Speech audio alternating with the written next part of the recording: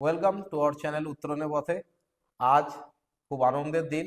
আমাদের সাথে আমাদের এক এসএসসি জিডি ক্যান্ডিডেট বিনয় অনেক দিন পর সাকসেস হয়েছে। তো দীর্ঘ লড়াই, এই লড়াইয়ে ওর সাথে আমি সবসময় ছিলাম এবং আছিও।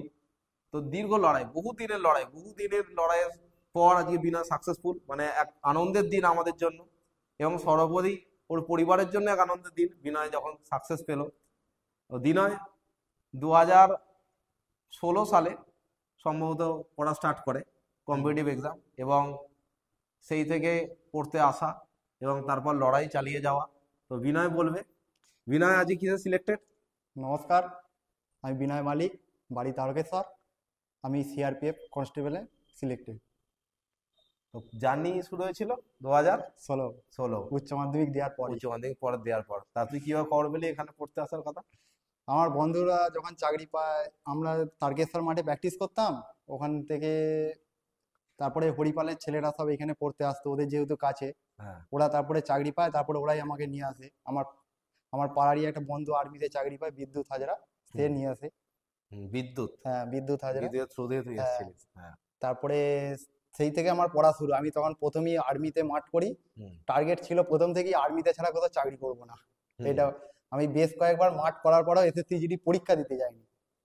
শুধু টার্গেট, স্বপ্ন ছিল আর্মিতে চাকরি করবো। কিন্তু সে যখন মানে বয়স শেষ হয়ে যায়, তখন মাথার মধ্যে আসে যে কোনো একটা চাকরি করতে হবে, এমন সিচুয়েশন। আমার খুবই পুয়ার ফ্যামিলি থেকে আমি বিলং করতাম। বাবা মাঠে কাজ করেন, ডেলি লেবারে কাজ করে বাবা, মানে ওই যা হোক করে সংসার চলে এরকম। মানে সেই কিন্তু জায়গা থেকে চাকরি পেতেই হবে হ্যাঁ, একটা ব্যাপার। একটা মনের মধ্যে ইচ্ছা ছিল চাকরি করব। মানে এরকম করে, মানে ডেলি রোজ করে আমাদের বাড়ি ঘর দেওয়ার নেই যেহেতু, কিভাবে মানে চালাবো, এই হচ্ছে মানে ব্যাপার। বাড়ি ঘর দেওয়া করতে পারবো না না। তাই মনের মধ্যে ইচ্ছা ছিল চাকরি পাবো। কিন্তু সেই লড়াই চালিয়ে গেছে। লড়াই চালিয়ে গেছি, কিন্তু পরীক্ষা ফেল করার পরেও ছাড়িনি হাল। মানে এই যে একটা আর্মিতে তুই গেছিস, মাঠ উম, করেছিস, তাহলে কিসে ফেল করেছিলিস? ওই মেরিট লিস্টে বাদ দিতাম। মানে তখন মানে পড়াশোনা স্টার্ট করিনি, তারপরে বন্ধুদের সাথে এখানে এলাম। হুম। তারপরে তারপরে আর মাঠ পাইনি তখন। তারপরে বেঙ্গল পুলিশের জন্য পড়তে লাগলাম। বেঙ্গল তো তুই কবার পাস করেছিস? বেঙ্গলে 3 বার। 3বার পাস করার পরে মেরিট লিস্টে বাদ চলে গেছি, মেরিট পয়েন্ট লিস্ট ফাইভে। 0.5-এ হ্যাঁ, 2019-এর মেরিটে বা 19, 21। 19, 20, 19, 21, 20 তিনটেই। তিনটে বেঙ্গল, তিনটেই ওর মেরিট লিস্টে তারপরেই বাদ গেছে। 21, তারপর থেকে মানে ডিপ্রেশন চলে আসে, পুরো পড়া ছেড়ে দিই।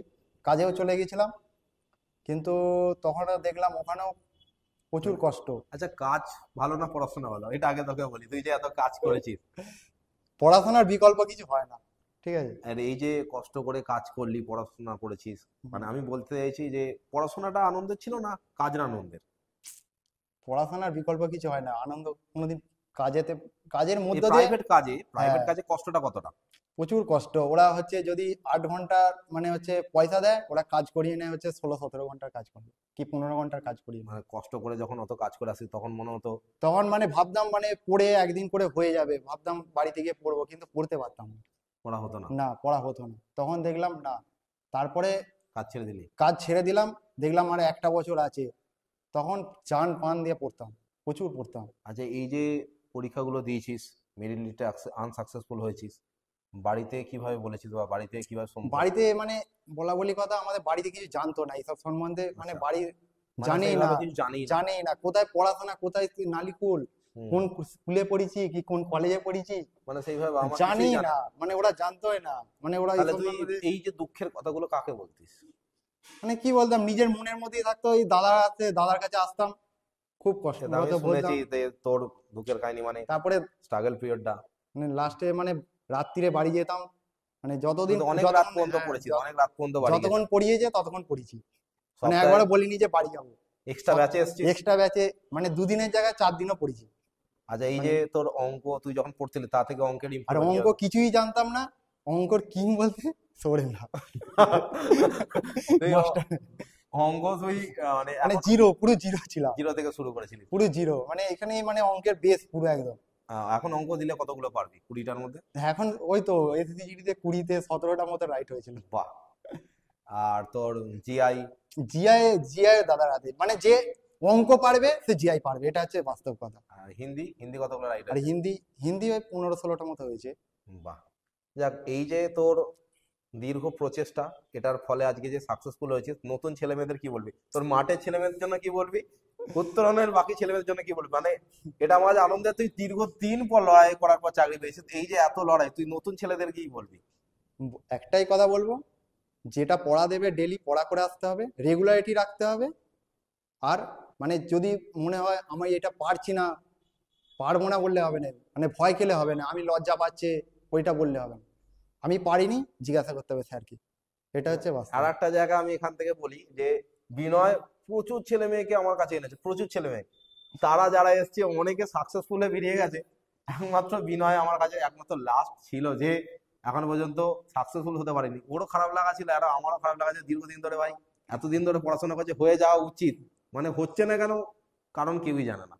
মানে এটা আমি জানি না ঈশ্বরের জন্য যে বেস্ট জায়গাটা রেখেছিল, ডব্লিউপি থেকে অনেক বেটার জব এসএসজিডি, এবং সেই জায়গায় এসএসজিডি তে পৌঁছতে পেরেছে, যা স্যালারি দিক থেকে বলো বা ফেসিলিটি দিক থেকে ফার বেটার।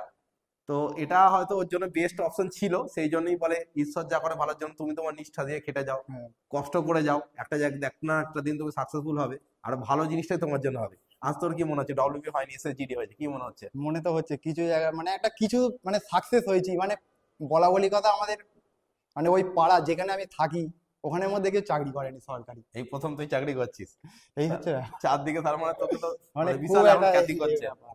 মানে ওই আমাদের মানে যে পাড়া মানে খুবই মানে এ পাড়া তো দুস্থ পাড়া, দুস্থ পাড়া, মানে ওই পাড়া থেকে উঠে আসা সবাই মানে ওখানে একটা এরকম ছেলে মেয়ে নেই যারা হ্যাঁ সাপোর্ট করার মতো, যাদেরকে যারা পড়াশোনা করতে যায় মানে মোটিভেট করিস না? হ্যাঁ, এবার হচ্ছে আমাকে দেখে অনেকে আসছে, আমি দাদার নাম্বারও দিয়েছি, তারপরে মাঠেও যাচ্ছে, যাকে ইন্সপায়ার হয়েছে হ্যাঁ তারা। ইন্সপায়ার হয়েছে, হ্যাঁ, তারা কারো আস্তে আস্তে তাদের বাবা মা বুঝছে না মানে হবে কিছু করলে হবে। হবে আমাকে তো অনেকে অনেক কিছু বলতো, মাকে বলতো মানে তোমাদের ছেলেটা এত বয়স হয়ে যাচ্ছে এখনো কিছু করছে না, মানে কি কাজে ব্যাপার? চলে যাওয়ার জন্য হ্যাঁ, বলতো। কাজে চলে যাওয়ার জন্য কেন, এরকম মনে হতো। কিন্তু আমার মা প্রচুর সাপোর্ট করতো, মানে হ্যাঁ কোনোদিন বাবা হবে, বলেন হ্যাঁ কিন্তু কিছু জানে না। কিছু জানে না, কিন্তু কোনোদিন বলতো না যে কাজে চলে যা, প্রচুর সাপোর্ট করেছে, আজ মায়ের জন্য এই জায়গায়।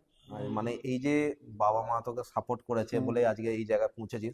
অনেকে তো সাপোর্টও থাকে না, মানে মা বাবাও অনেকের থাকে না। আহ, আমি কিন্তু সবাইকে দেখার চেষ্টা করি আমার তরফ থেকে। কিন্তু আমি প্রত্যেককেই বলবো যেন প্রত্যেকেরই বাবা মা সাপোর্ট করে।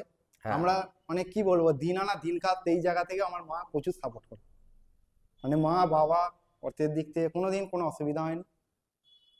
বিনয়, এই যে তুই পড়তে এসেছিস, এই এত ছেলে মেয়ের মাঝখানে পড়া, এখান থেকে নিজেকে কিভাবে ইমপ্রুভমেন্ট করেছিস?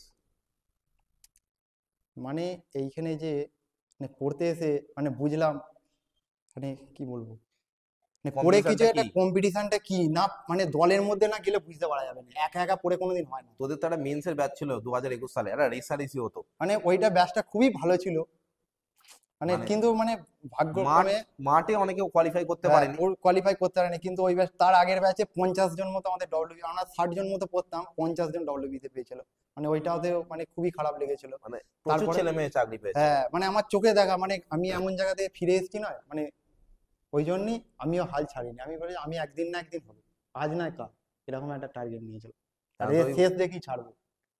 নাছোড়বান্দা মানসিকতা তোর মধ্যে ছিল, হ্যাঁ, আর এটা থাকলে হবে। হবেই, তাহলে হতে হবেই। যাদের মধ্যে এই নাছোড়বান্দা মানসিকতা আছে তাদের চাকরি হবেই। হ্যাঁ, আমার আজকে মতো মানসিকতা সবারই তৈরি করো। একদমই তাই।